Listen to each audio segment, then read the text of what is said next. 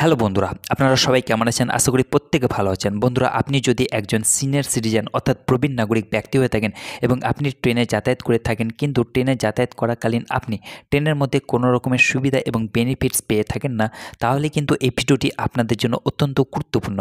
কারণ ভারতীয় রেলওয়ে প্রত্যেক সিনিয়র সিটিজেন প্যাসেঞ্জারদেরকে ট্রেনের সুবিধাজনক এবং আরামদায়ক যাতায়াত করার জন্য ট্রেনের মধ্যে বিভিন্ন রকমের সুবিধা এবং ফেসিলিটি দিয়ে থাকে।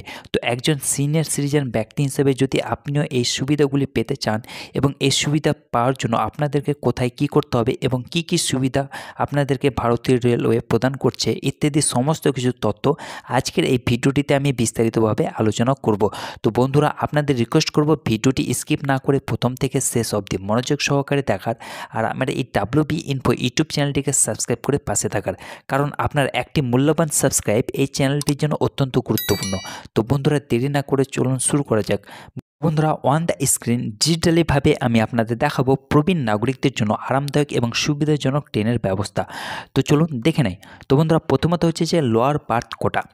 ভারতীয় রেলওয়ে প্রবীণ নাগরিকদের জন্য নিম্ন বার্থ সংরক্ষণ করে থাকে, যার ফলে প্রবীণ নাগরিকদের যাতায়াত সহজ হয়।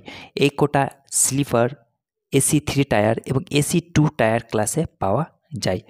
তারপর হচ্ছে যে SLRD coach, integral coach factory দ্বারা ডিজাইন করা SLRD কোচগুলিতে প্রবীণ নাগরিক এবং প্রতিবন্ধী যাত্রীদের জন্য একটি পৃথক বগি রয়েছে।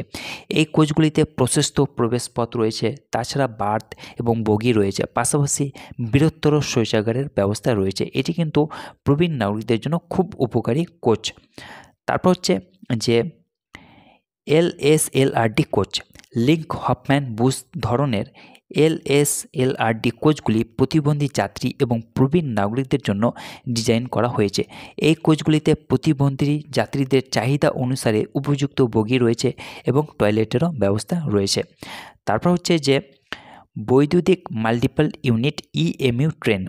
EMU লোকাল ট্রেনগুলিতে বয়স্ক নাগরিক সহ বিভিন্নভাবে সক্ষম ব্যক্তিদের জন্য বগি বরাদ্দ করা হয়ে থাকে।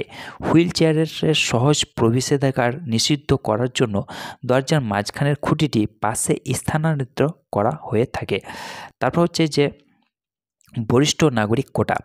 ভারতীয় রেলওয়ে বয়স্ক যাত্রীদের জন্য একটি নির্দিষ্ট বয়স্ক নাগরিক কোটা প্রদান করে, যা আসন বা বার্থ সংরক্ষণ করে থাকে।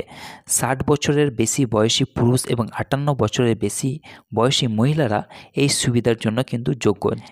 এছাড়াও ভারতীয় রেলওয়ে বয়স্ক নাগরিকদের জন্য বিভিন্ন সুবিধা প্রদান করে থাকে, যার মধ্যে রয়েছে 1 নম্বর হচ্ছে হুইল চেয়ারের সহায়তা। বয়স্ক নাগরিক এবং বিভিন্নভাবে সক্ষম যাত্রীদের জন্য রেলওয়ে স্টেশনগুলিতে হুইল চেয়ার পাওয়া যায়।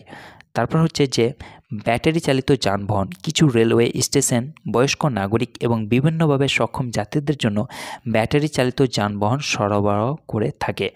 তারপর হচ্ছে যে অগ্রাধিকার আসন।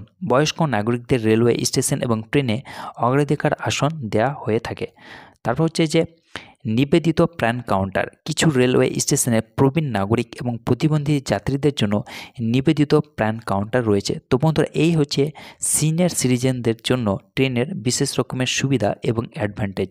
আশা করি ভিডিওটি আপনাদেরকে ভালো লেগেছে। যদি ভিডিওটি আপনাদের ভালো লেগে থাকে তাহলে দয়া করে চ্যানেলটিকে সাবস্ক্রাইব করতে ভুলবেন না এবং ভিডিওটিকে যত পারবেন বন্ধুদের সঙ্গে শেয়ার করবেন এবং লাইক করবেন। ভালো থাকুন, সুস্থ থাকুন, ধন্যবাদ।